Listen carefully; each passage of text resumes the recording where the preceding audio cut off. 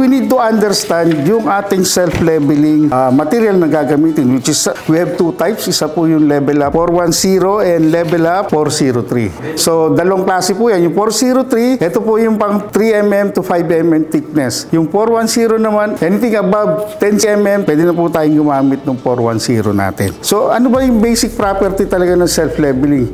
We need to check, syempre yung flowability niya, sabi ko, by using flow test. Pangalawa, ano ba yung decide natin na consistency? Kung minsan, ito pong mga self-leveling natin ay underlayment. So, hindi po natin mapapangako yan na pantay-pantay po yung kulay niya pag in-apply natin. May tendency po kung minsan na merong discoloration. Pag mga cementitious self-leveling material po ang ginagamit, natural po na may variations po ng kulay yan. Kasi hindi naman po pare-parehas yung pagtuyo niya, hindi sabay-sabay natutuyo. And kung minsan may mga part na umibabaw yung tubig, so parang meron dito lighter, may darker. So, yun po yung usual finish niyan. Dahil po cement base. Unlike epoxy, syempre yun, kailangan talagang pantay po yung kulay nun. For example, maglalagay po tayo ng mga vinyl o magpapatong po tayo ng mga epoxy coating. Usually po yan ang ginagamit natin para maiwasan po. Kasi pag may ilaw, tinamaan yung epoxy mo, makikita mo talaga yung alon-alon, which is hindi maganda pong tingnan.